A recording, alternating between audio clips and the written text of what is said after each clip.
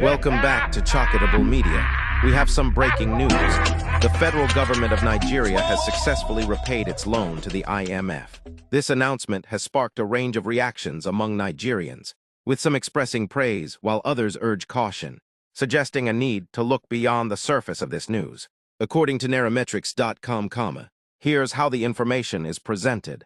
Beginning our newsletter today is national debt news in relation to the International Monetary Fund, IMF, but on a good note for the country, as revealed in the latest IMF report titled, Total IMF Credit Outstanding, Movement from May 01, 2025 to May 06, 2025, and published yesterday on its website. Nigeria has been removed from multilateral lenders' list of debtor countries, following the full settlement of outstanding credit obligations to the fund. Going by contents of the document, Nigeria is no longer listed among the 91 developing and least developed countries with outstanding credit obligations to the IMF, which collectively owed $117.8 billion as of May 6, 2025. To be clear, as at May 7, 2025, the total IMF credit outstanding across all countries stood at $793,823,200.24, a figure that includes unpaid and outstanding principal from both current and expired arrangements with the IMF. Let's get into details on the nation's debt. Over the last 2 years, Nigeria's debt repayment trajectory indicates a consistent reduction in obligations to the IMF.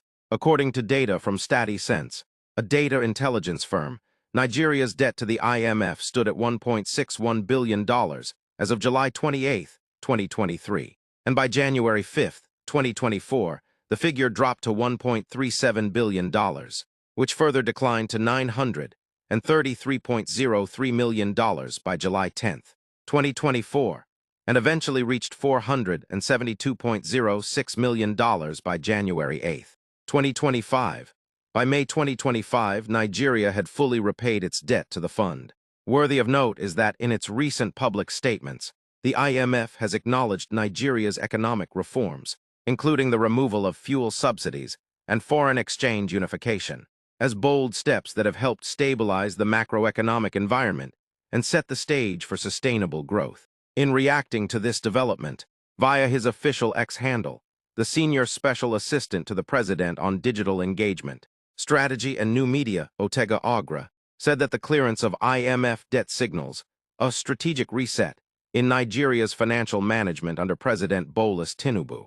Going further, Agra emphasized that Nigeria's exit from the IMF debtor list does not mean the nation will no longer engage with the IMF or other international lenders. Rather, future engagements will be on a more strategic and partnership-oriented basis. By typical Africa, the Nigerian government recently claimed to have cleared its $3.4 billion debt to the International Monetary Fund, IMF, leading to Nigeria's removal from the IMF's list of debtor countries as of May 6, 2025, but IMF data shows the country still owes approximately SDR 125.99 million, equivalent to about $160 million or 274.66 billion at the current exchange rate in charges and interest.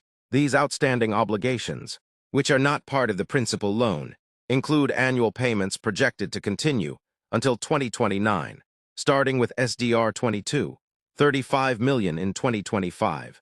The government's claim focuses on the repayment of the principal loan, while ignoring the continuing liabilities related to interest and service charges, revealing a gap between political messaging and Nigeria's actual financial commitments to the IMF. Let's hear what citizens have to say about the report. This user has provided valuable insights to expand the conversation. Let's tune in to their perspective. Feel free to share your thoughts in the comments. And don't forget to subscribe to Chalkable Media for more updates. Like and share, and see you next time. Money was borrowed into a corrupt system. The money disappeared. Now we should celebrate that you paid off money that we never saw. Does that even make sense? We are using about, what, was it 50 or 60% of our budget just to service the loan. And let me explain this to you in case you don't understand.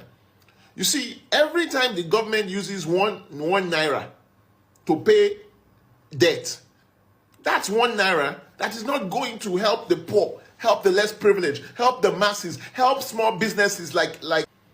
So this idea that we should celebrate you because you paid off the principal of a debt. Did any of you see that $3.5 billion? Was there any tangible increase or benefit to the lives of the average Nigerian? So these people are just ridiculous. It makes no sense. It makes no sense. We don't celebrate foolishness. We celebrate results. Small businesses are collapsing. Price of fuel, you met it at 100. You took it to almost 1,000 something. Brought it down to 900. These are the things that affect the lives of the average people. Not foolishness about you paid principal on debt. Who cares? Has the price of tomatoes decreased since Bola Tinubu got there now? I beg, let's be thinking with our brains. Let's be using brain cells when we're having discussions or debates. Right? It makes no sense for you to even be celebrating that you paid off the principal on debt. Like I said, what impact has that had on the lives of the average Nigerians?